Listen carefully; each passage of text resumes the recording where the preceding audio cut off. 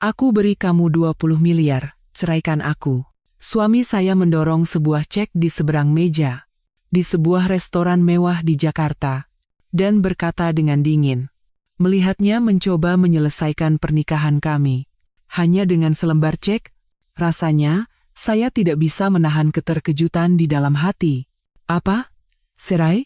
Lalu, dari mana kamu dapat uang sebanyak ini? Tetapi, suami saya tidak menjawab.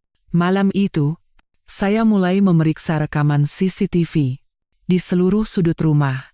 Dan ya, saya menemukannya. Rahasia mengejutkan suami saya. Dan sebuah konspirasi raksasa. Saat saya mengetahui sumber asli dari uang 20 miliar itu, pembalasan dendam saya pun dimulai. Kisah hari ini dimulai sekarang. Ya, saya berada di ruang VIP restoran Langit Biru, salah satu restoran paling mewah di kawasan SCBD, Jakarta.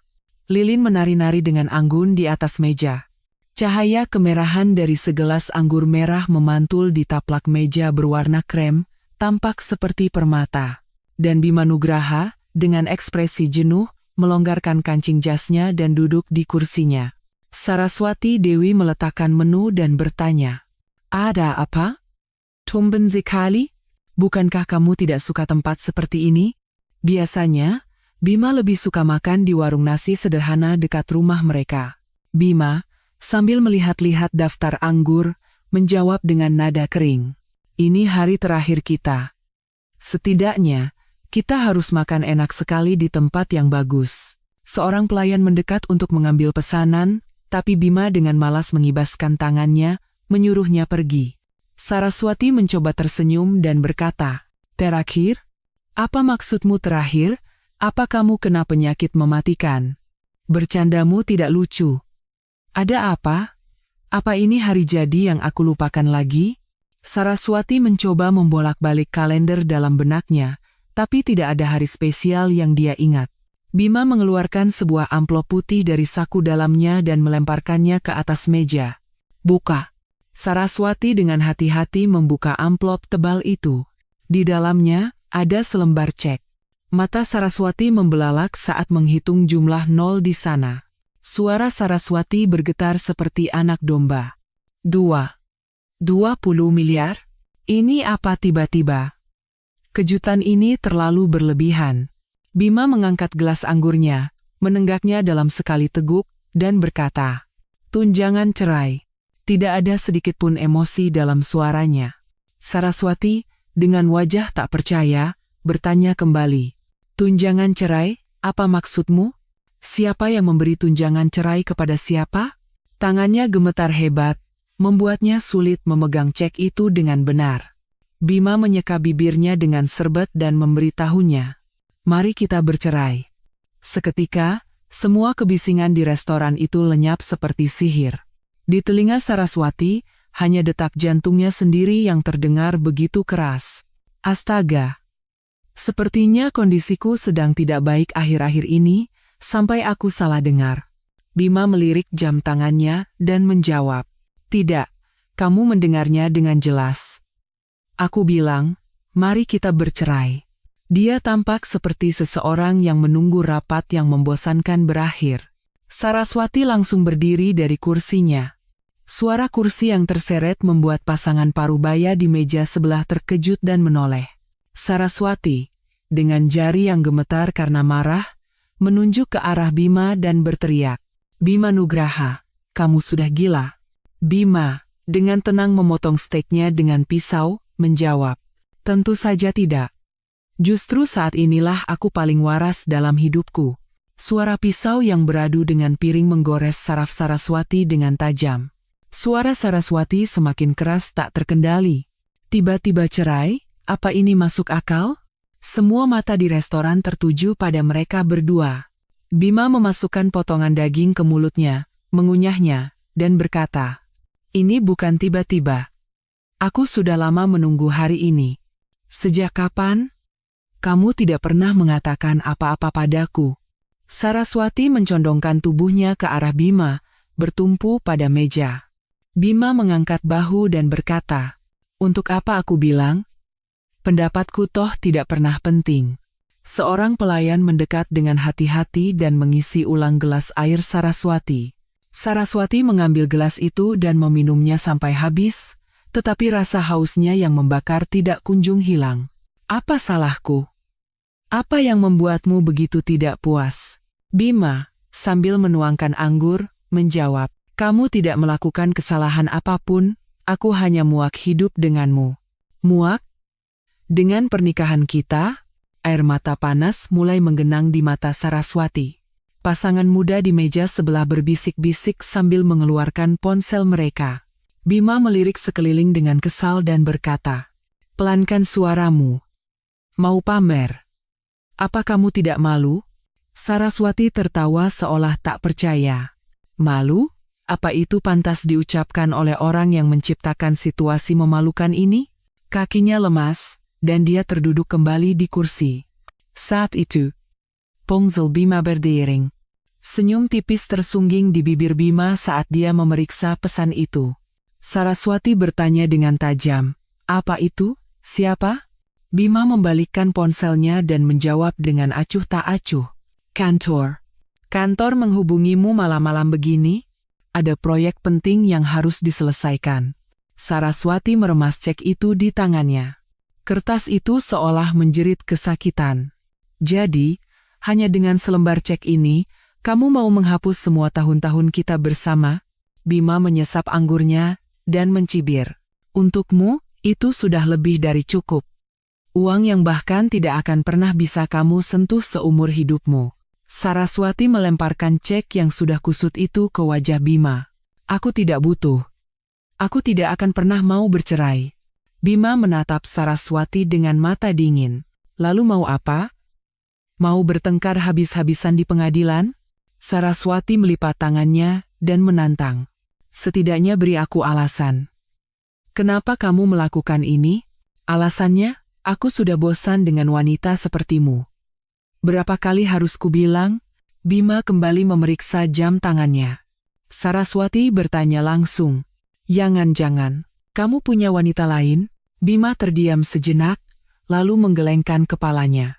Jangan bicara yang tidak-tidak. Lalu apa? Apa aku boros menggunakan uangmu? Ini bukan masalah uang. Lagi pula, uang tidak pernah menjadi masalah di antara kita. Lalu apa masalahnya? Saraswati memukul meja dengan tinjunya. Saat itu, ponsel Bima berdering lagi. Bima segera berdiri dan berkata, aku ke toilet sebentar. Di saat sepenting ini, perutku sakit. Aku akan segera kembali. Bima bergegas meninggalkan meja. Ditinggal sendirian, Saraswati merasa seperti tontonan bagi semua orang. Saat itu, suara Bima terdengar dari arah toilet. Suara yang begitu lembut, seolah meneteskan madu.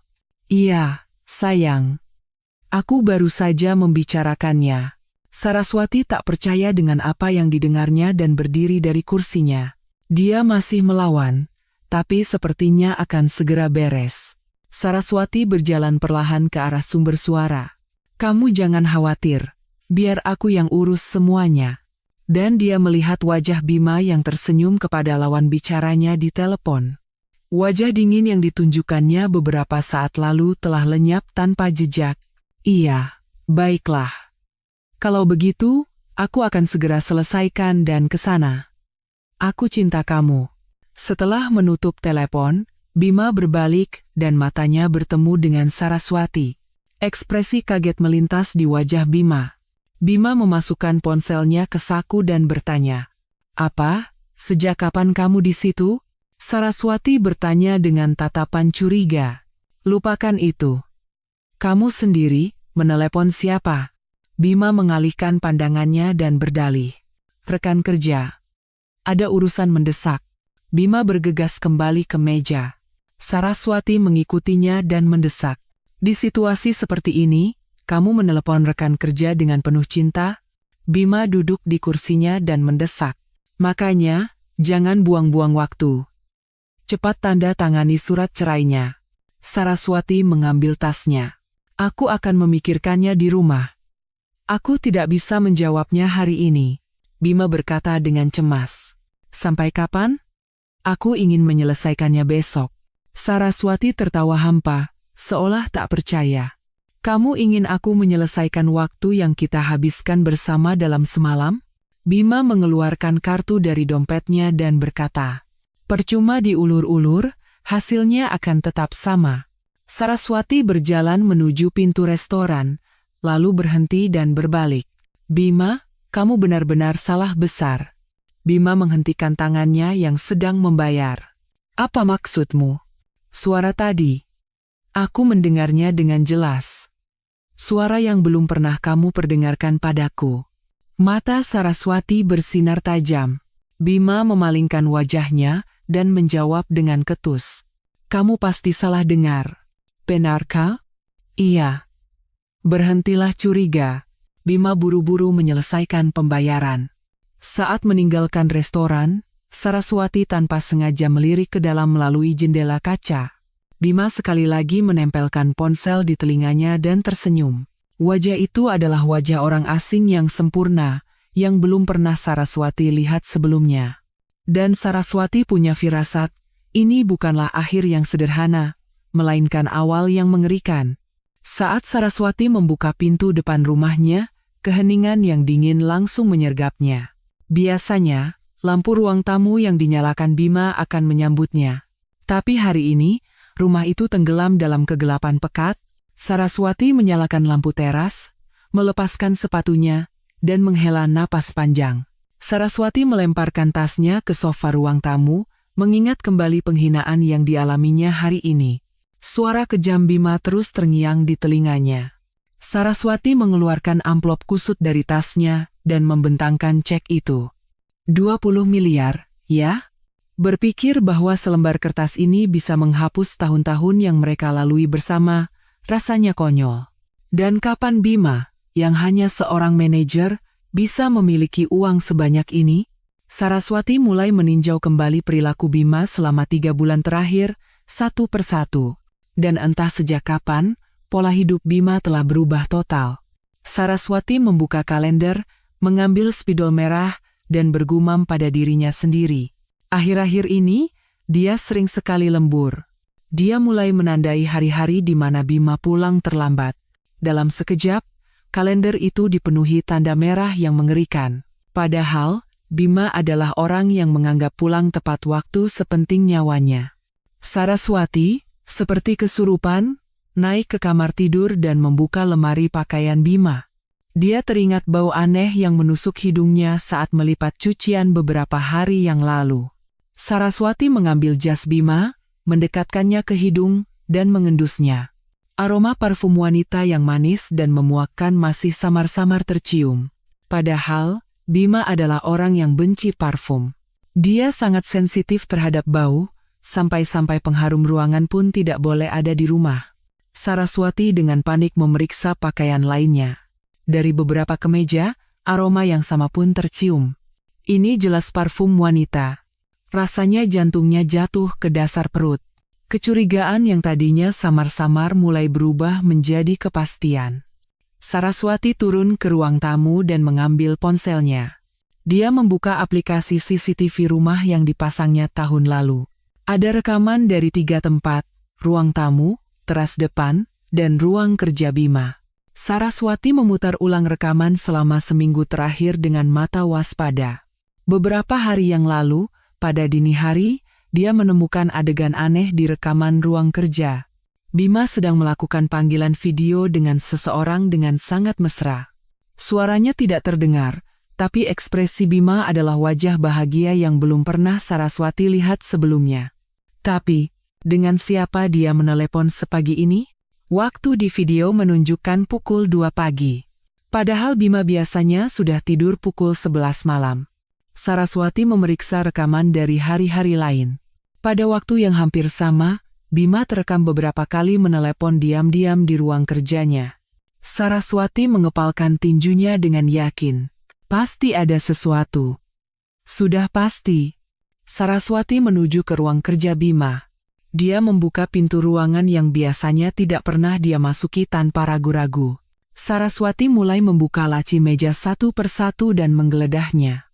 Laci pertama penuh dengan alat tulis kantor biasa. Di laci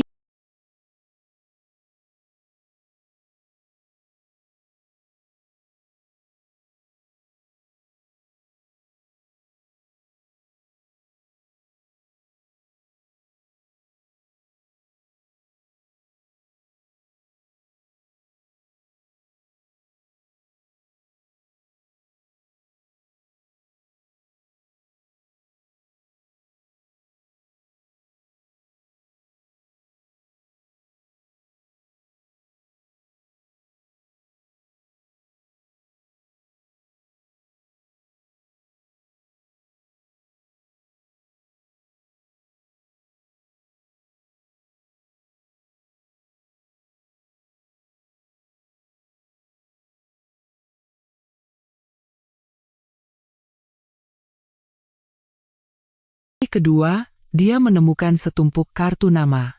Di antara kartu nama yang sebagian besar terkait pekerjaan, satu nama asing menarik perhatiannya. Riana Lestari, manajer tim dukungan manajemen. Dia adalah rekan kerja di perusahaan yang sama dengan Bima. Saraswati tidak ingat pernah mendengar nama Riana Lestari dari Bima. Saat Saraswati membuka laci ketiga, tumpukan struk berhamburan keluar. Apa-apaan ini? Itu adalah struk kartu kredit dari restoran mewah dan lounge hotel.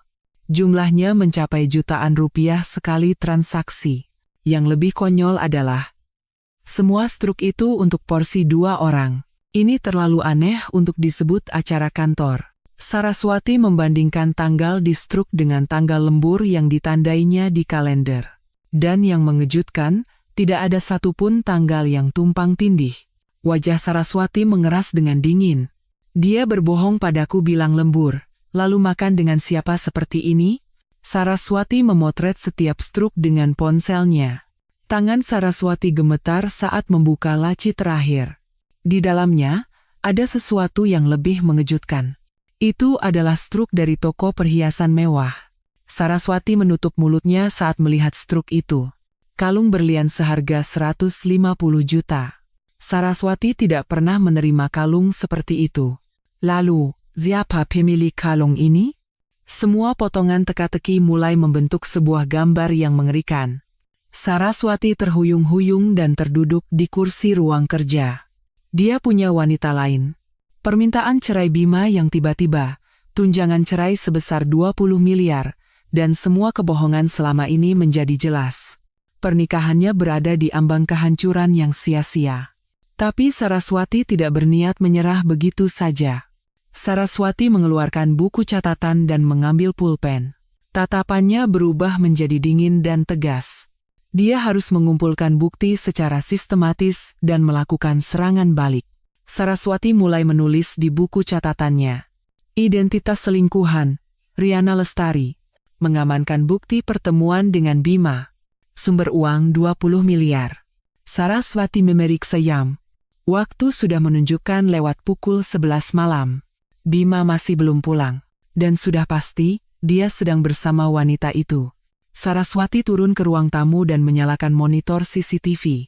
Mulai sekarang, dia akan mengawasi semua gerak-gerik Bima. Air matanya sudah mengering. Sekarang, orang yang harus meneteskan air mata darah adalah Bima.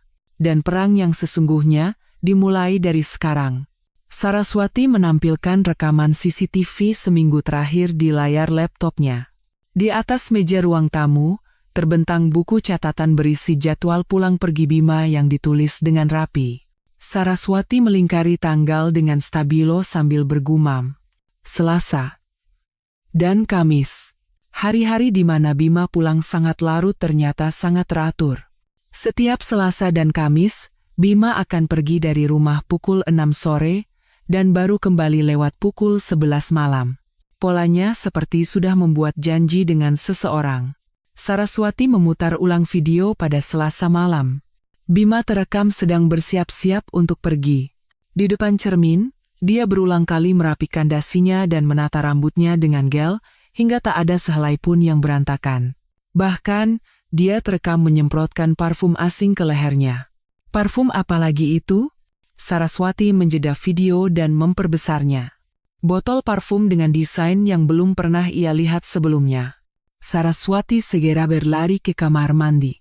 Di atas wastafel Bima, sebuah botol parfum baru tergeletak seolah sengaja dipamerkan. Parfum pria merek mewah seharga jutaan rupiah. Saraswati mengambil botol itu dan mencium aromanya. Itu adalah aroma memuakan yang sama persis dengan yang menempel di pakaian Bima. Saraswati kembali ke ruang tamu dan memeriksa video hari Kamis. Kali ini pun, Bima berdandan habis-habisan. Dia mandi 2 kali lebih lama dari biasanya dan mengenakan setelan jas terbaiknya. Siapapun yang melihatnya pasti tahu dia akan pergi berkencan. Saraswati menggigit bibirnya dan memutuskan, "Hari ini, aku akan membuntutimu." Kamis, pukul 5 sore. Saraswati duduk di sebuah kafe dekat kompleks apartemen mereka. Duduk di dekat jendela, ia menunggu mobil Bima keluar. Tepat pukul 6 sore, sedan hitam Bima meluncur keluar dari tempat parkir. Saraswati segera berlari keluar dari kafe dan menyetop taksi. Saraswati berteriak dengan panik, "Pak, tolong ikuti mobil hitam di depan itu, jangan sampai kehilangan." Sopir taksi melirik Saraswati melalui kaca spion dan bertanya, "Sepertinya ada urusan penting ya, Bu? Pokoknya cepat, Pak. Jangan sampai ketinggalan." Suara Saraswati terdengar tajam dan bergetar. Mobil Bima melaju ke arah SCBD, berlawanan dengan arah kantornya. Sekitar 30 menit kemudian, mobil Bima berhenti di depan sebuah hotel mewah di dekat stasiun MRT Istora Mandiri. Saraswati membayar taksi, turun, dan bersembunyi dari kejauhan. Bima turun dari mobil dan masuk ke lobi hotel. Langkahnya terlihat sangat bersemangat seperti anak kecil. Saraswati mengikutinya ke lobi dan duduk di sofa yang tersembunyi. Dia membuka koran untuk menutupi wajahnya sambil mengamati gerak-gerik Bima. Bima berdiri di salah satu sudut lobi, memainkan ponselnya sambil menunggu seseorang. Ujung sepatunya mengetuk-netuk lantai, menunjukkan bahwa dia sangat tidak sabar. Tak lama kemudian, seorang wanita muda keluar dari lift. Wajah Bima langsung berseri-seri melihat wanita itu. Saraswati mengintip dari balik koran, mengamati wanita itu dari ujung kepala hingga ujung kaki. Jadi itu wanitanya. Seorang wanita berambut panjang, tinggi, dan bertubuh bagus. Bima berlari menghampiri wanita itu, dan wanita itu langsung menggandeng lengan Bima seolah sudah menunggu. Melihat pemandangan itu, jantung Saraswati serasa jatuh. Saraswati menggeretakkan giginya sambil menatap tajam wanita itu. Siapapun bisa melihat bahwa wanita itu jauh lebih muda dari Bima. Bima dan wanita itu hendak meninggalkan hotel. Saraswati dengan cepat mengeluarkan ponselnya dan menekan tombol kamera. Momen saat mereka berdua keluar dari hotel, saat Bima merangkul bahu wanita itu, saat mereka saling menatap dan tertawa, semuanya ia potret tanpa terlewatkan. Keduanya kemudian masuk ke sebuah restoran mewah di dekat hotel. Itu adalah restoran yang sama dengan struk yang Saraswati temukan di ruang kerja Bima. Saraswati sempat ragu di pintu masuk restoran. Tapi, ia tidak bisa pulang begitu saja. Saraswati masuk ke dalam restoran dengan hati-hati. Seorang staf mendekat dan bertanya, "Selamat malam, Bu. Untuk berapa orang?" Saraswati menundukkan topinya lebih dalam dan menjawab, "Sendirian.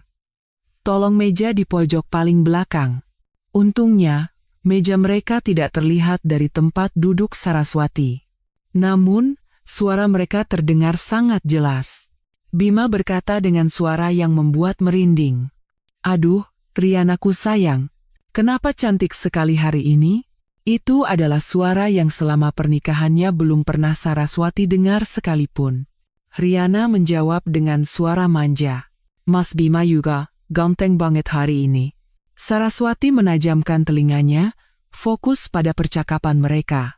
Bima bertanya, "Di kantor tidak ada yang aneh, kan?" Riana menjawab, "Enggak kok. Semua aman, tidak ada yang curiga. Aku kan jago akting." Bima berbisik, "Sabar sedikit lagi, ya."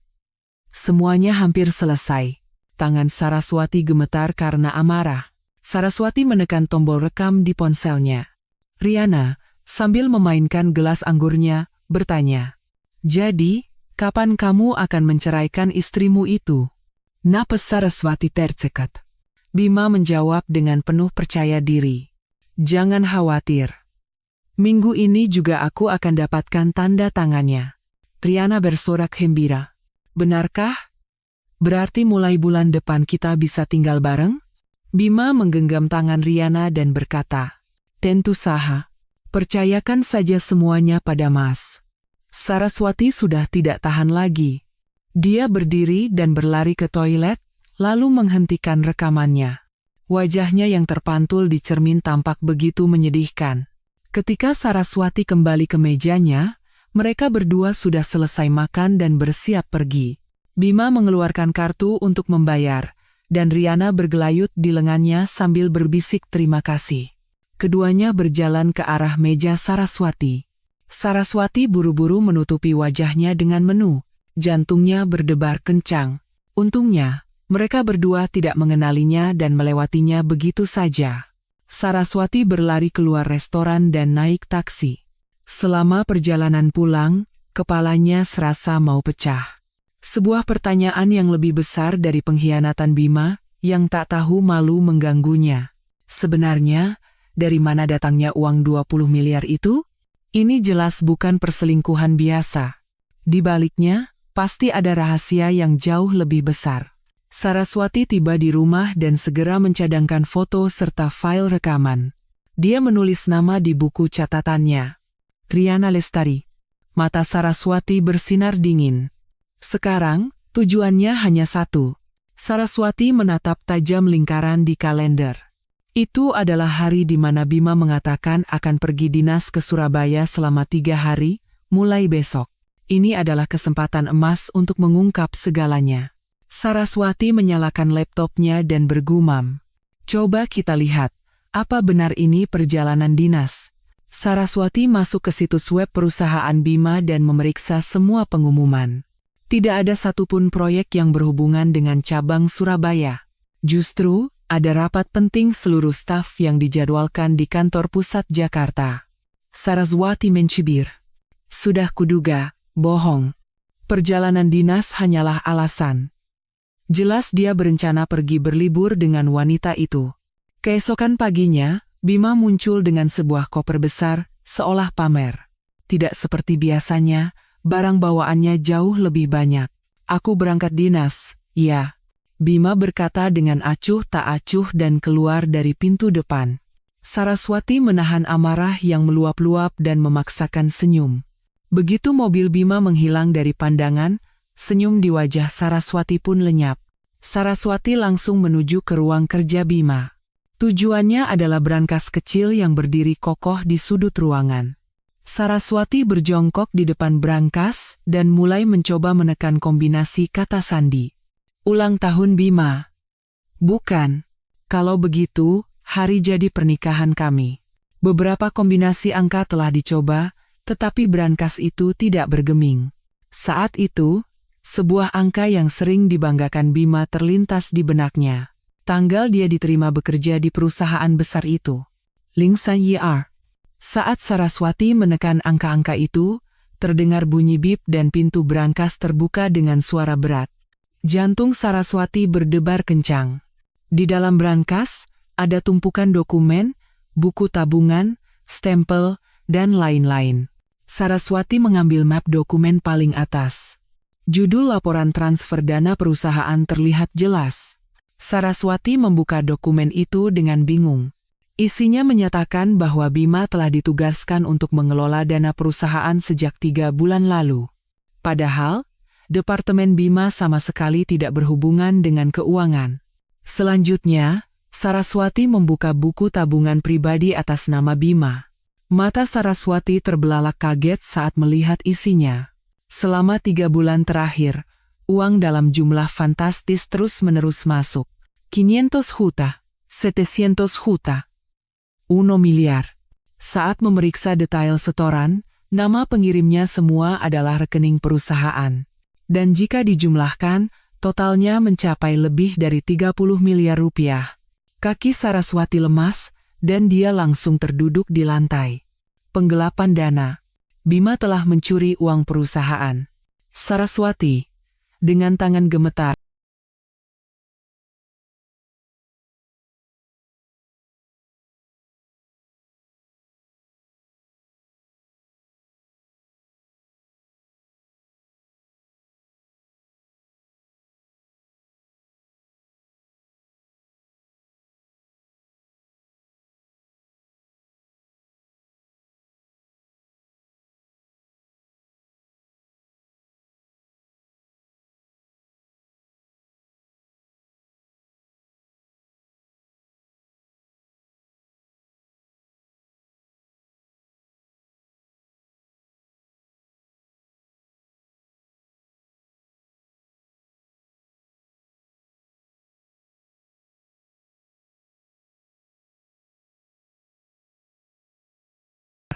memeriksa dokumen lain.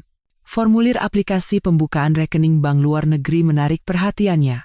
Tujuannya adalah Swiss. Jadi dia berencana membawa uang itu dan kabur ke luar negeri dengan wanita itu.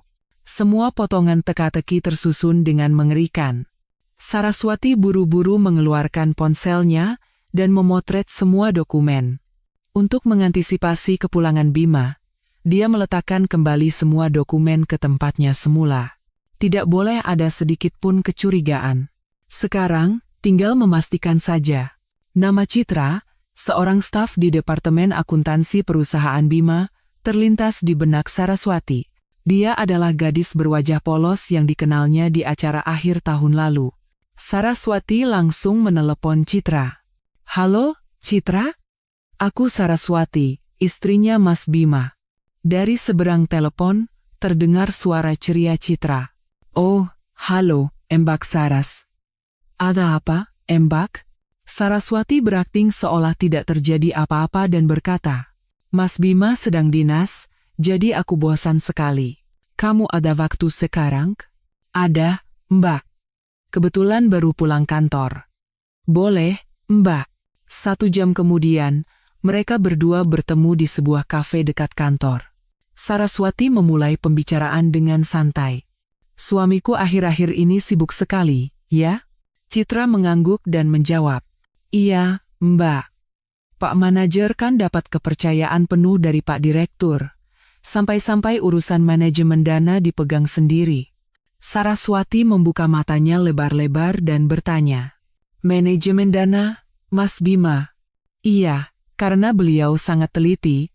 Pak Direktur memberinya tugas khusus itu, kira-kira sudah 3 bulan. Waktunya sama persis dengan saat penggelapan dana dimulai." Saraswati, dengan ekspresi khawatir, bertanya, "Citra sendiri tidak repot? Pekerjaanmu pasti bertambah." Citra tersenyum dan menjawab, "Enggak kok, Mbak. Pak Bima yang menangani semua yang sulit, saya cuma bantu-bantu yang ringan saja."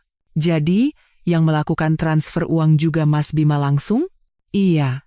Setelah dapat persetujuan dari Pak Direktur, sisanya semua diurus sama Pak Bima." Mendengar perkataan Citra, semua kecurigaan berubah menjadi kepastian. Terakhir, Saraswati bertanya dengan hati-hati, "Oh iya, belakangan ini ada kejadian aneh di kantor, tidak?" Citra memiringkan kepalanya. "Kejadian aneh? Sepertinya tidak ada, Mbak." Saraswati buru-buru mengalihkan pembicaraan. "Oh, bukan apa-apa. Cuma suamiku kelihatannya stres sekali akhir-akhir ini." Citra mengangguk seolah menyuruhnya tidak khawatir. "Ah, itu karena beliau sangat bertanggung jawab, Mbak." Setelah keluar dari kafe, langkah Saraswati terasa berat saat pulang ke rumah. Pengkhianatan suaminya bukan sekadar perselingkuhan. Ini adalah kejahatan yang nyata. Setibanya di rumah, Saraswati merapikan bukti-bukti yang dikumpulkannya hari ini. Dia mencatat foto-foto dari brankas dan isi percakapannya dengan Citra di buku catatan. Sendirian, dia tidak akan sanggup menangani kasus sebesar ini. "Aku butuh bantuan profesional." Saraswati mulai mengkari-kari kontak di ponselnya. Nama Arya Pratama, teman kuliah Bima yang sekarang bekerja sebagai pengacara, menarik perhatiannya. Tatapan Saraswati bersinar penuh tekad. Sekarang adalah waktunya untuk mengakhiri drama balas dendam yang memuakkan ini. Saraswati menatap tajam foto kartu nama yang tersimpan di laptop Bima. Kantor Hukum Pratama, rekan. Pengacara Arya Pratama. Sepertinya dia adalah pengacara dari tim hukum yang sering dihubungi Bima untuk urusan perusahaan. Saraswati, dengan tekad bulat, mengambil napas dalam-dalam dan mengangkat telepon. Selamat siang, dengan kantor hukum Pratama, rekan. Suara yang terdengar presisi seperti mesin menjawab. Saraswati, dengan suara yang dipaksakan tenang, berkata, saya ingin membuat janji konsultasi dengan Bapak Arya Pratama. Mengenai perihal apa, Ibu? Terkait PT, Sinergi Digital Nusantara. Begitu dia menyebut nama perusahaan Bima, janji konsultasi langsung diatur dengan cepat. Keesokan siangnya, Saraswati berdiri di depan sebuah gedung pencakar langit. Papan nama emas kantor hukum Pratama, rekan seolah mendominasinya. Setelah melewati meja resepsionis dan diantar ke ruang rapat, Saraswati menelan ludah dengan gugup. Tak lama kemudian, seorang pria berjas rapi masuk. Arya Pratama, dengan senyum ramah, memperkenalkan diri. Saya Arya Pratama. Dia adalah pria dengan suara yang meyakinkan dan penampilan yang rapi. Terima kasih atas waktunya. Saya Saraswati. Arya duduk di kursi dan membuka mapnya. Saya dengar ini terkait masalah dengan PT, Sinergi Digital Nusantara, ada apa ya? Saraswati, dengan hati-hati mulai berbicara. Saya adalah istri dari manajer Bima Nugraha. Ekspresi Arya menunjukkan sedikit keterkejutan. Oh, begitu rupanya. Saya pernah bertemu dengan Pak Bima beberapa kali untuk urusan pekerjaan. Saraswati mulai menjalankan akting yang telah ia siapkan. Saya ingin bertanya mengenai tugas manajemen dana yang dipegang suami saya di perusahaan. Tugas manajemen dana, maksud Anda? Arya memiringkan kepalanya. Sejak dia memegang pekerjaan itu, sepertinya dia jadi sangat stres. Saraswati, dengan ekspresi seolah akan menangis, berkata, suami saya jadi sangat sensitif. Saya khawatir. Apakah ada masalah di perusahaan? Apakah ada risiko hukum yang berbahaya?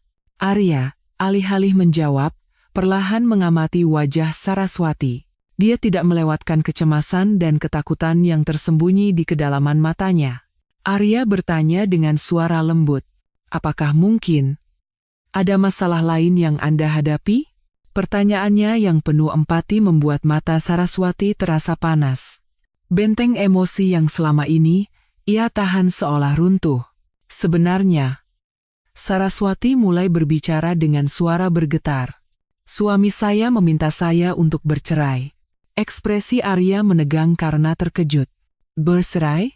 Dia menawarkan 20 miliar sebagai tunjangan. Suara Saraswati terdengar serak.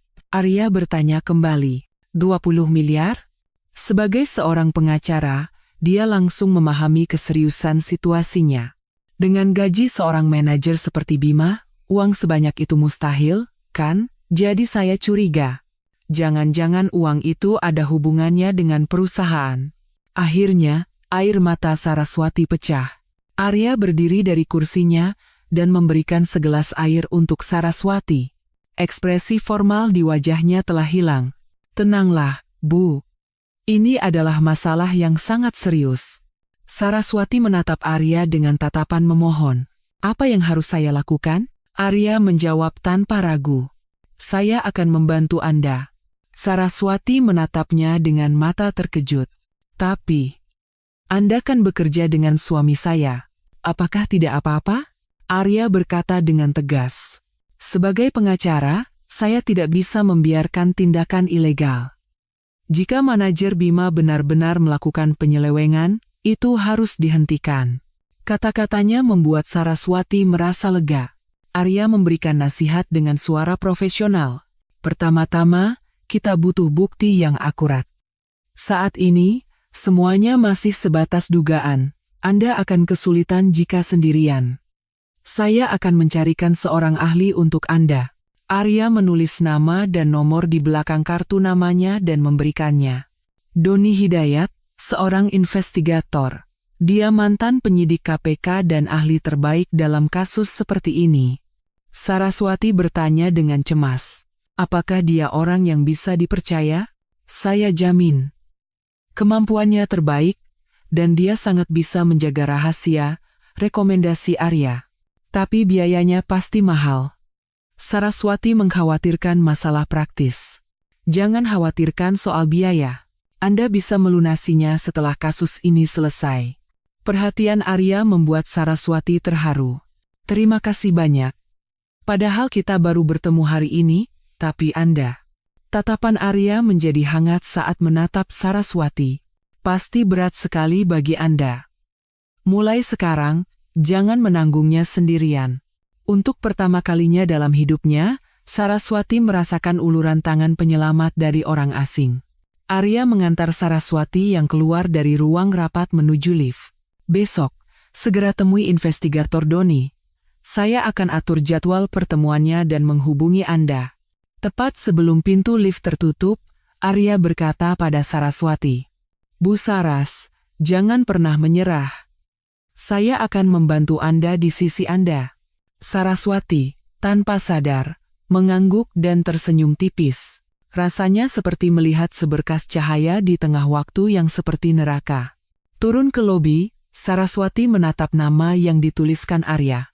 Hatinya merasa tenang karena seolah telah menemukan sekutu yang bisa diandalkan. Namun, di sudut hatinya, sebuah pertanyaan muncul. Kenapa Arya sampai sejauh ini membantunya? Apakah hanya karena rasa keadilan? Atau ada motif lain di baliknya? Tetapi saat ini, Saraswati tidak punya pilihan lain. Keesokan siangnya, Saraswati berdiri di depan sebuah gedung kantor tua di daerah Tebet. Papan nama kantor investigasi KD tergantung dengan genting di lantai 3. Ini adalah pertemuan pertamanya dengan Doni Hidayat, sang pemecah masalah yang direkomendasikan Arya. Saat membuka pintu kantor, seorang pria berjas rapi berdiri dan menyambut Saraswati. Pria berusia pertengahan 40-an dengan postur sedang, namun memiliki tatapan tajam seperti elang. Doni mengulurkan tangan dan memperkenalkan diri. Saya Doni Hidayat. Saya sudah mendengar ceritanya dari Pak Arya. Suaranya rendah dan tenang, namun memancarkan aura dominasi yang tak bisa dijelaskan. Saraswati meletakkan map dokumen yang telah disiapkannya di atas meja.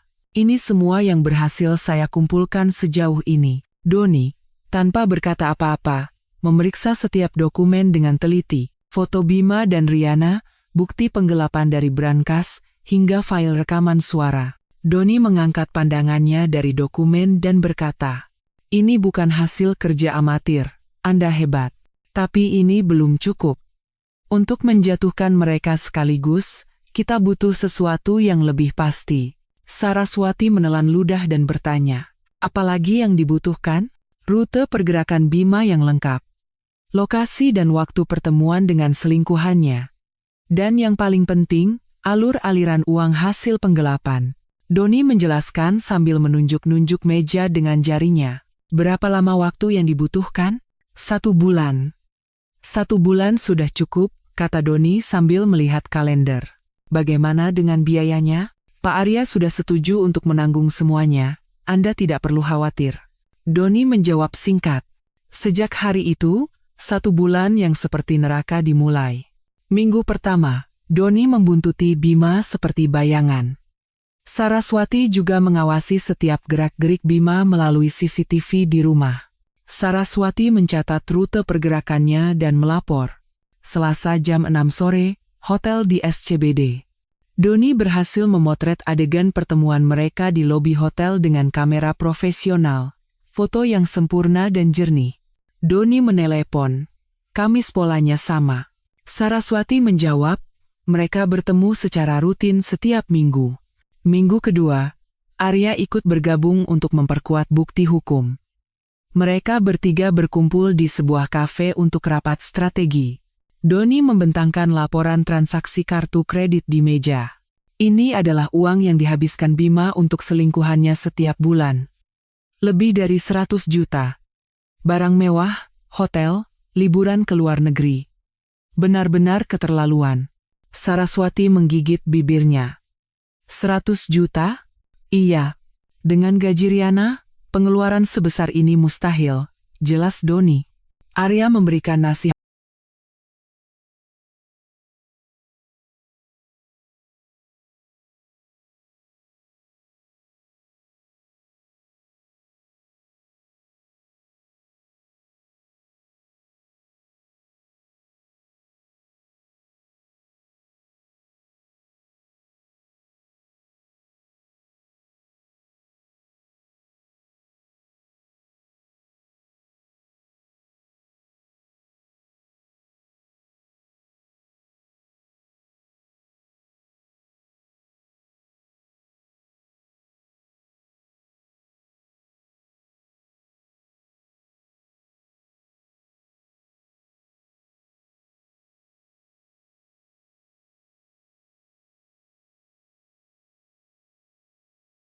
Hukum.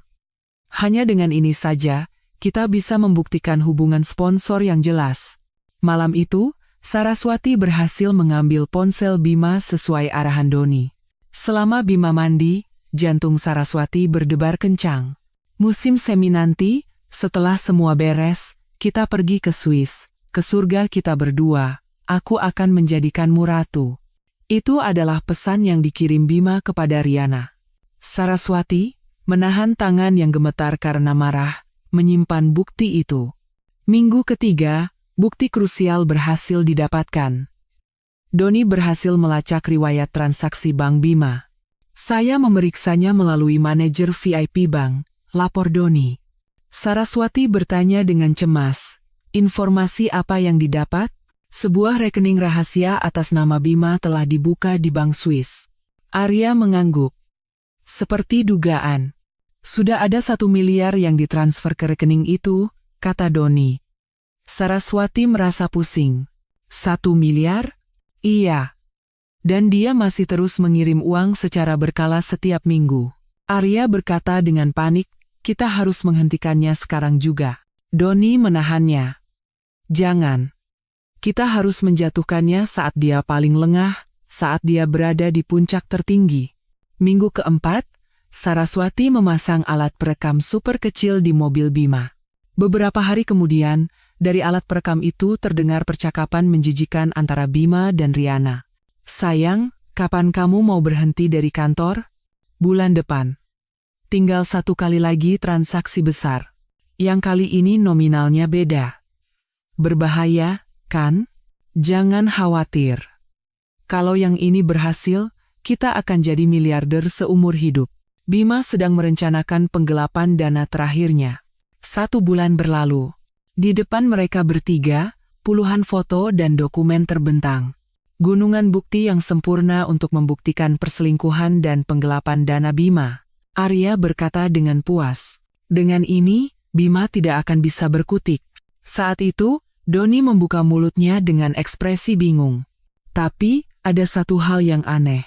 Saraswati bertanya, apa itu? Selain Bima, ada orang lain yang membocorkan informasi internal perusahaan dengan cara yang sangat profesional. Orang lain? Iya. Dan ini bukan pekerjaan sembarangan. Mendengar kata-kata Doni, ekspresi Arya sesaat menegang. Namun, Saraswati yang dipenuhi amarah tidak menyadarinya. Saraswati bertanya dengan heran, siapa kira-kira? Doni, sambil melirik Arya, menjawab, entahlah. Itu harus diselidiki lebih lanjut. Setelah sebulan penuh pelacakan, Saraswati memiliki semua senjata yang dibutuhkan untuk balas dendam. Kini, tinggal menunggu waktu untuk menghabisi Bima.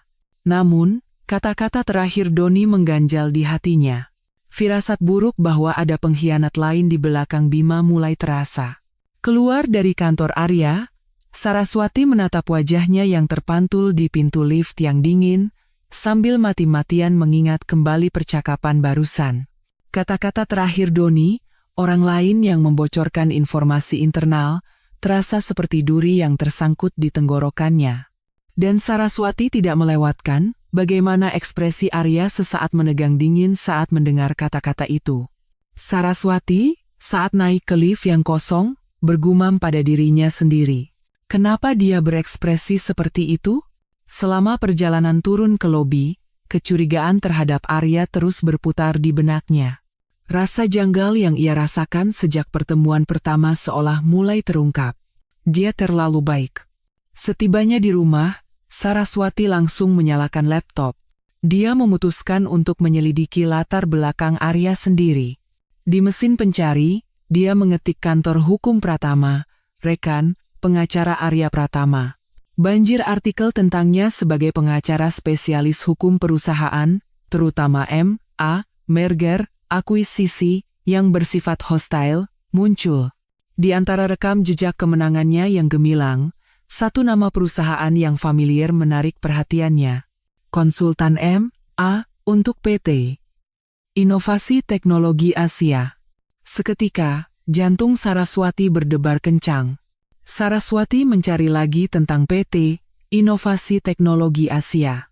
Itu adalah perusahaan IT raksasa yang belakangan ini agresif mengakuisisi perusahaan sejenis. Saraswati kemudian menemukan artikel yang mengejutkan. Artikel itu menyebutkan bahwa PT Inovasi Teknologi Asia saat ini sedang mempertimbangkan untuk mengakuisisi perusahaan Bima, PT Sinergi Digital Nusantara. Ternyata mereka kompetitor. Semua potongan teka-teki tersusun dengan mengerikan. Untuk melakukan akuisisi, mengetahui kelemahan perusahaan target adalah hal yang krusial. Dan bagi Arya, informasi internal dari PT Sinergi Digital Nusantara pasti sangat berharga. Darah Saraswati terasa dingin. Arya, jangan-jangan kamu juga hanya memanfaatkanku? Saraswati, dengan tangan gemetar, menelepon Doni. Pak Doni, ada yang ingin saya minta tolong. Doni bertanya dengan suara heran, ada apa, Bu? Tolong selidiki tentang pengacara Arya Pratama.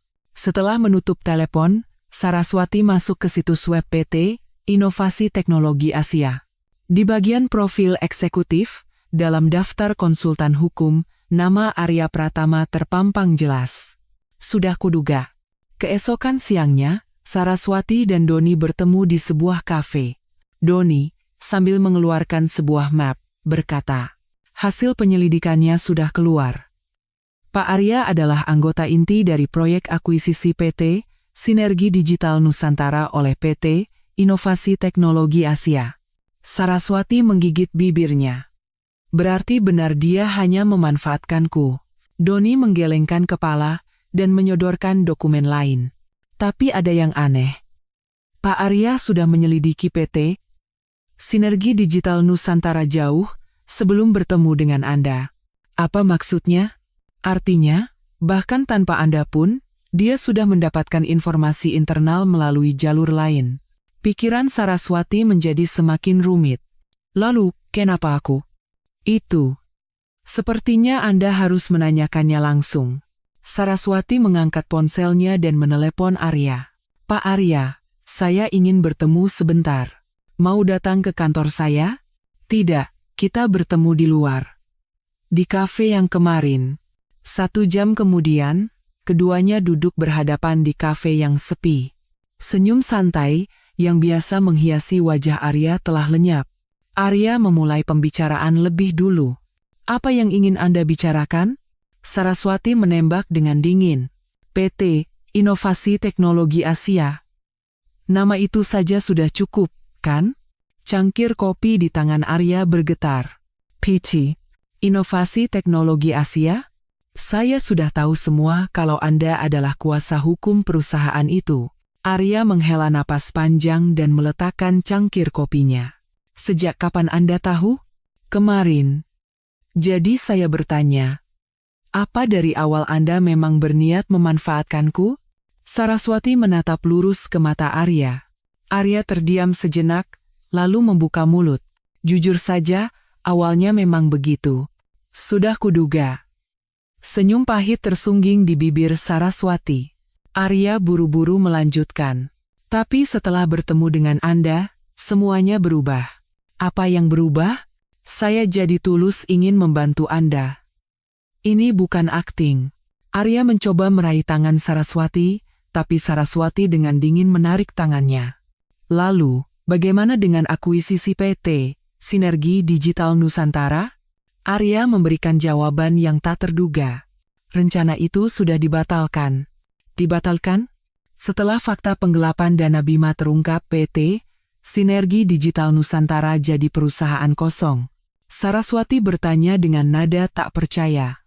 Berarti sekarang, alasan untuk membantuku juga sudah tidak ada, kan? Arya menatap Saraswati dengan tatapan serius. Tidak. Masih ada alasannya. Karena aku jadi menyukaimu. Pengakuan tiba-tiba itu membuat Saraswati kehilangan kata-kata. Pak Arya, aku tidak tahan lagi melihatmu menderita di samping orang seperti Bima. Suara tulus Arya membuat hati Saraswati bimbang. Saraswati dengan sopan namun tegas menarik garis batas. Terima kasih atas perasaan Anda. Tapi saat ini saya sedang tidak dalam kondisi untuk memikirkan itu. Arya, dengan ekspresi kecewa, berkata, baiklah, saya mengerti. Tapi setidaknya, izinkan saya membantu Anda sampai akhir sebagai pengacara. Sebagai gantinya, saya tidak akan menyembunyikan apapun lagi dari Anda.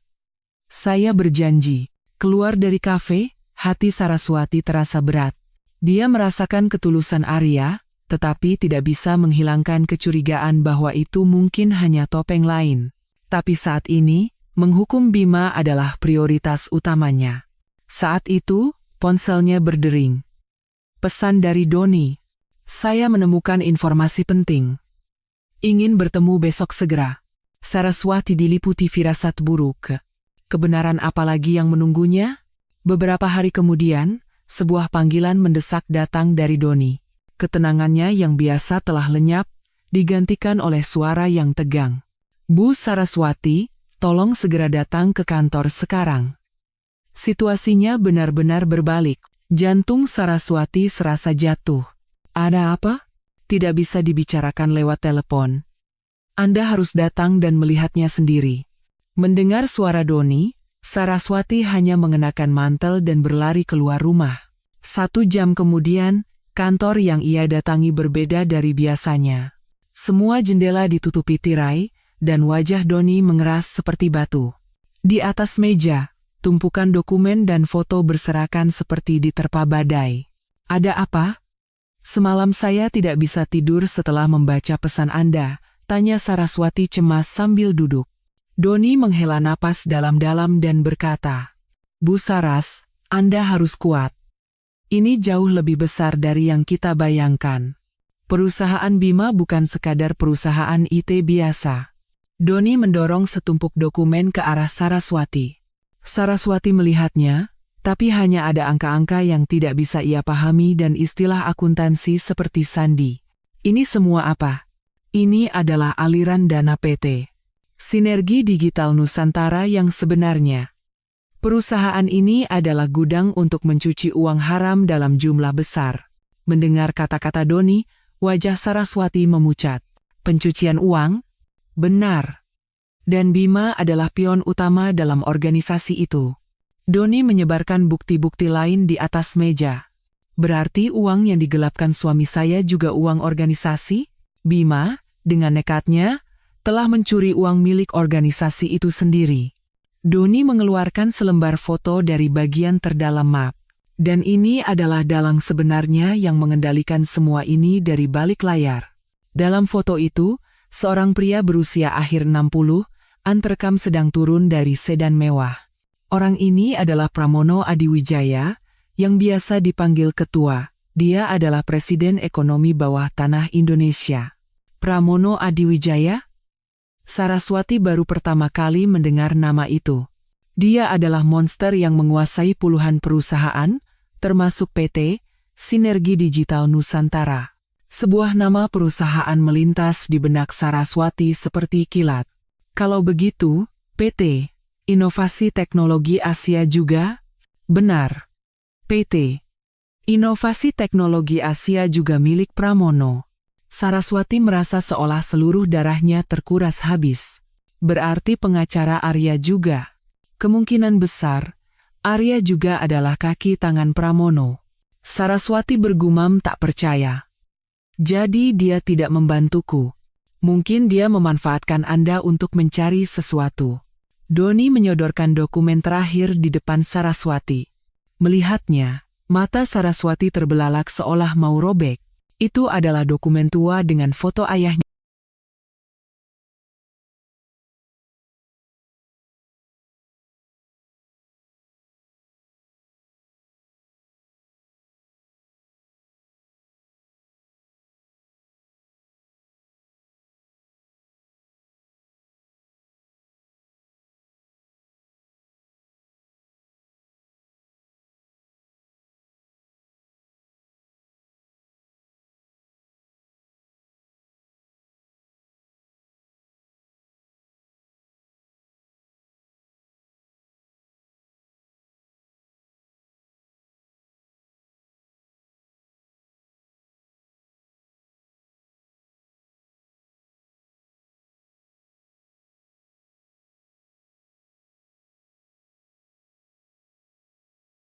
Raden Suharjo. Suara Saraswati terdengar serak seperti ular. Kenapa ada ayah saya di sini? Doni menjawab dengan suara berat. Ayah Anda adalah akuntan untuk organisasi ini. Ayah saya melakukan hal seperti itu, dan beliau sedang bersiap untuk membongkar semua kebusukan organisasi ini ke publik. Tapi, tepat sebelum semuanya terungkap, beliau meninggal secara misterius. Saraswati berdiri dan berteriak. Ayah saya bunuh diri. Anda tahu apa sampai bicara sembarangan? Doni menunjukkan catatan investigasi polisi saat itu. Bu Saras, ini jelas pembunuhan yang disamarkan sebagai bunuh diri. Saraswati terdiam karena syok, hanya menatap dokumen itu. Doni kemudian mengucapkan kata-kata yang lebih tak bisa dipercaya. Dan pertemuan Anda dengan Bima. Itu juga bukan kebetulan. Kaki Saraswati lemas, dan dia terduduk kembali di kursi. Maksudmu, pernikahan saya direkayasa? Organisasi itu sedang mencari buku besar dana gelap yang disembunyikan ayah Anda. Jadi, mereka menempatkan seorang mata-mata di sisi Anda, satu-satunya kerabat darah ayah Anda. Seluruh hidupnya terasa seperti kebohongan. Lalu Riana. Perselingkuhan itu. Semuanya? Benar. Semuanya adalah drama besar untuk menipu Anda. Saraswati tertawa seperti orang gila. Jadi aku adalah tokoh utama dalam sebuah penipuan raksasa. Berarti, apa yang kita lakukan sekarang juga sudah mereka ketahui? Doni menunjuk keluar jendela dengan dagunya. Sejak 3 hari yang lalu, mobil itu sudah mengawasi kita. Melalui celah tirai, sebuah sedan hitam terlihat. Saraswati bertanya dengan suara cemas, kita harus bagaimana sekarang? Kita harus segera pergi dari sini. Dan ke kejaksaan. Sebelum Doni selesai bicara, pintu kantor terbuka dengan kasar. 2 pria berwajah sangar masuk. Salah satunya menatap Doni dan berkata, Anda Pak Doni Hidayat, kan? Doni menyembunyikan Saraswati di belakangnya dan bertanya, siapa kalian? Masuk seenaknya? Pria itu tersenyum sinis. Ketua ingin bertemu dengan Anda berdua. Ketua mana? Ketua Pramono Adiwijaya. Mendengar nama itu, tubuh Saraswati membeku seperti batu. Doni menantang. Bagaimana kalau kami menolak? Pria itu meraba saku dalam jasnya, mengancam. Kalau begitu, ceritanya akan jadi sedikit lebih panjang. Doni melangkah maju untuk melindungi Saraswati. Baiklah. Ayo pergi. Keputusan yang bijak. Dalam sekejap mata, Doni memasukkan dokumen-dokumen penting ke dalam tas. Dia berbisik di telinga Saraswati. Apapun yang terjadi, jaga tas ini. Mereka berdua digiring oleh pria-pria itu keluar kantor. Di depan gedung, sebuah sedan hitam menunggu seperti kereta dari neraka. Saat dipaksa masuk ke dalam mobil, pikiran Saraswati kosong. Waktunya telah tiba untuk berhadapan dengan kejahatan raksasa yang telah menelan seluruh hidupnya. Sedan hitam itu berhenti di sebuah tempat parkir sepi di tepi Laut Ancol. Angin sore yang dingin menyapu permukaan laut. Saat Saraswati dan Doni turun dari mobil, sedan hitam lain mendekat tanpa suara. Pintu belakang terbuka, dan seorang pria tua berjas abu-abu yang disetrika rapi turun. Pria berusia akhir 60, dengan tatapan tajam seperti elang. Pria itu memperkenalkan diri dengan suara rendah. Saya Pramono Adiwijaya. Penampilannya seperti seorang pria tua biasa, tapi aura intimidasi yang memancar dari seluruh tubuhnya tidak bisa disembunyikan. Pramono menatap Saraswati dan tersenyum sinis. Nona Saraswati, ini pertama kalinya kita bertemu langsung. Saraswati bertanya dengan waspada. Anda kenal saya? Tentu saja. Berkat ayahmu, aku sudah mengenalmu sejak lama. Mendengar kata-kata Pramono, tubuh Saraswati mendingin. Kenapa Anda menyebut ayah saya? Raden Suharjo. Orang yang sangat berbakat. Seharusnya dia menjadi orang yang tak tergantikan di organisasi kami. Saat itu, Doni melangkah maju, menyembunyikan Saraswati di belakangnya. Doni menembak, langsung saja ke intinya. Pramono menatap Doni dari atas ke bawah. Investigator Doni Hidayat. Kau juga bukan orang sembarangan. Tapi bukankah sudah saatnya kau mundur? Pramono memberi isyarat, dan pria-pria berjas hitam langsung mengepung mereka berdua. Doni bertanya, mundur dari apa? Suara Pramono menjadi sedingin es. Dari penyelidikan sia-siamu itu. Berhentilah melakukan hal bodoh seperti harus mencicipi kotoran untuk tahu itu bukan kue. Saraswati berteriak dengan suara gemetar. Anda yang membunuh ayah saya, kan? Pramono mengangkat bahu. Membunuh? Kasar sekali bicaramu. Ayahmu yang lebih dulu mencoba mengkhianati kami. Dia berani-beraninya mencoba melapor ke polisi. Suara Saraswati dipenuhi amarah. Jadi Anda membunuhnya? Pramono tertawa sinis. Dia membalas kebaikan dengan kejahatan, jadi itu salahnya sendiri. Fakta bahwa aku yang menjodohkanmu dengan Bima juga bisa dibilang kebaikan, bukan? Saraswati merasa seolah kepalanya dihantam palu raksasa. Kenapa Anda sampai melakukan itu? Pramono melangkah mendekati Saraswati. Ayahmu menyembunyikan sesuatu yang sangat penting. Tentu saja aku pikir dia akan memberikannya pada putri satu-satunya. Tapi setelah bertahun-tahun menunggu, tidak ada apa-apa. Kau benar-benar bodoh dan tidak tahu apa-apa. Saraswati menggelengkan kepala dan berteriak. Aku tidak menerima apa-apa, tidak ada. Pramono memberi isyarat pada anak buahnya. Seorang pria mengeluarkan sebuah jam tangan dan mengayunkannya di depan mata Saraswati. Itu adalah jam tangan yang sama persis yang dipakai Arya Pratama. Pengacara Arya Pratama juga ada di tangan kami sekarang. Saraswati bertanya dengan putus asa. Apa yang kalian lakukan pada Pak Arya? Dia masih bernapas. Tapi kalau kau terus keras kepala, aku tidak bisa jamin apa yang akan terjadi. Saraswati merasa tak berdaya di depan tembok raksasa. Apa yang Anda inginkan? Sederhana. Lupakan semua bukti yang sudah kau kumpulkan, dan hiduplah seolah kau sudah mati. Pramono memberikan syaratnya. Kalau begitu, aku akan membiarkan kau, Doni, dan Arya hidup. Doni bertanya, dan kalau kami menolak? Pramono tersenyum dingin.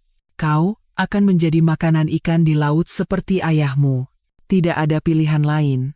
Saraswati, untuk mengulur waktu, berkata, beri aku waktu untuk berpikir. Baik. Besok malam, datanglah dengan jawabanmu. Pramono berbalik dan berbisik di telinga Saraswati. Itu adalah barang yang ditukar ayahmu dengan nyawanya. Pasti ada di suatu tempat di rumahmu. Jadi buka matamu lebar-lebar dan cari lagi. Pramono dan anak buahnya pergi dengan mobil. Di taman yang hanya menyisakan angin laut yang dingin, Saraswati tidak bergerak untuk waktu yang lama. Doni bertanya cemas, Anda tidak apa-apa? Pak Arya dalam bahaya, gara-gara kita. Kita harus pergi dari sini dulu. Pulang ke rumah, Saraswati seperti kesurupan membuka kotak peninggalan ayahnya. Foto-foto tua, buku harian yang usang, dan sebuah pulpen yang sering dipakai ayahnya. Saat Saraswati tanpa sengaja mengambil pulpen itu, ia merasakan berat yang aneh di tangannya. Ketika ia memutar bagian belakang pulpen, sebuah flash disk kecil jatuh. Apa ini? Saraswati, dengan tangan gemetar, memasukkan flash disk itu ke laptopnya. Di layar, Sebuah folder bernama Untuk Putriku, Saraswati muncul. Di dalam folder, ada satu file suara. Saat tombol putar ditekan, suara ayahnya yang sangat ia rindukan mengalir keluar. Saraswati, jika kau mendengarkan ini, berarti ayah sudah tidak ada di dunia ini lagi. Air mata panas mengalir dari mata Saraswati. Ayah telah bekerja sama dengan para monster. Tapi ayah baru menyadarinya saat sudah terlambat. Pengakuan ayahnya berlanjut. Di dalam flash disk ini, ada semua bukti untuk menangkap monster-monster itu. Tolong, kabulkan permintaan terakhir ayah. Di dalam flash disk itu, tersimpan buku besar transaksi gelap organisasi, informasi tokoh-tokoh kunci, dan catatan berbagai kejahatan mereka. Inilah warisan sejati yang ditinggalkan ayahnya. Saraswati menggenggam erat flash disk itu. Dia segera menelepon Doni. Pak Doni, saya menemukannya. Warisan sejati yang ditinggalkan ayah saya menemukannya. Benarkah? Di mana itu? Tersembunyi di dalam pulpen, semuanya ada di sini. Suara Doni bergetar karena antusias. Kalau begitu, sekarang, Saraswati berkata dengan suara penuh tekad. Iya. Sekarang saatnya mengakhiri pertarungan neraka ini atas nama ayah saya. Saraswati dan Doni menghabiskan malam menganalisis isi flash disk peninggalan ayahnya. Kebenaran yang tertidur selama bertahun-tahun adalah senjata ampuh yang bisa meruntuhkan seluruh kerajaan kejahatan raksasa bernama Pramono Adiwijaya. Doni berkata dengan kagum, dengan ini saja, kita bisa membasmi semua parasit yang menempel di bawahnya, bukan hanya Pramono. Saraswati, dengan tekad bulat, menggenggam erat flash disk itu. Saya harus segera ke kejaksaan. Doni, dengan tatapan khawatir, mencoba mencegahnya. Tapi Bu Saras, ini mempertaruhkan nyawa. Pramono tidak akan tinggal diam. Mata Saraswati bersinar dingin. Justru karena itu saya harus pergi. Ini adalah wasiat terakhir yang ayah tinggalkan untuk saya. Keesokan paginya, keduanya berdiri di depan Kejaksaan Agung RI. Berkat kontak yang sudah dihubungi Doni sebelumnya, mereka bisa langsung menuju ke ruang jaksa penuntut. Yang menyambut mereka adalah Jaksa Anindita. Seorang jaksa wanita berusia awal 40-an dengan tatapan mata yang tajam. Setelah memeriksa data di dalam flash disk, ekspresi Jaksa Anindita menegang karena syok. Ya Tuhan, organisasi monster seperti ini beroperasi di jantung negara kita. Doni menjawab, akarnya terlalu dalam, kami bahkan tidak tahu harus mulai dari mana. Jaksa Anindita, dengan tekad bulat, berdiri. Kita cabut